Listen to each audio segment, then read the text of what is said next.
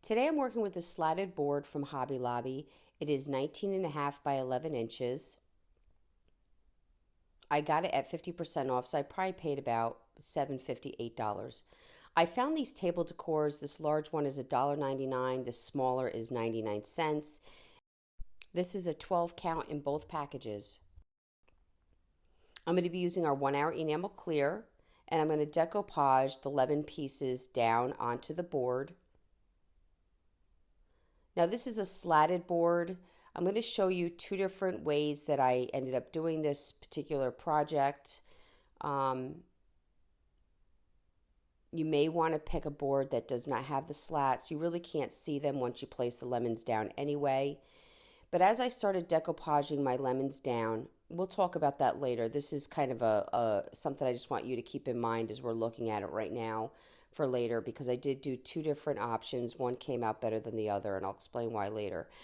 But as I'm decoupaging these down, I'm just alternating the larger table setting lemon with the smaller, and then I did two larger and then one last smaller. I needed to cut just the edge of it off to fit it in. I really was loving how this was coming out. These lemons, even though they're cardboard, they're very bright yellow. They have a lot of detail in them. And then I found these letters at the Dollar Tree. When you take them out, they're just paper. I really don't know what their purpose was, but it worked great for what I was doing. So I just decoupaged while the lemons were still wet on top of my lemons. It being cardboard, I had extra working time.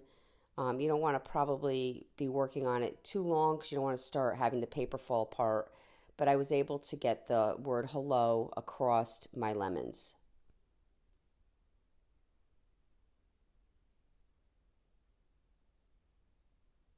Then I put my saran wrap down and did my brayer as usual.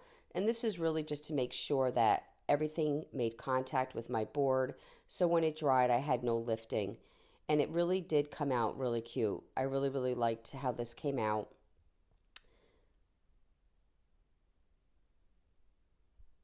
So I decided that it would be nice to put some epoxy on top of it.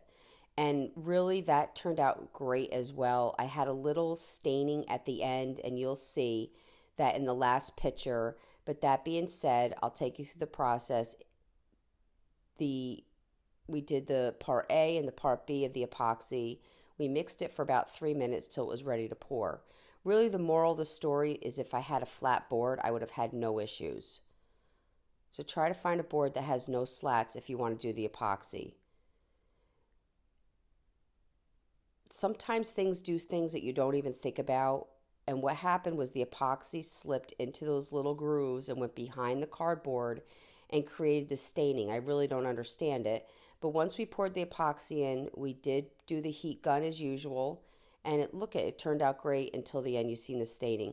I really hope you enjoyed this video. For other tutorials, go check us out on YouTube. You can now watch all our videos at chalkitupfancy.com. For any paint products, tissue paper transfer, or mesh stencils, chalkitupfancy.com. Thank you.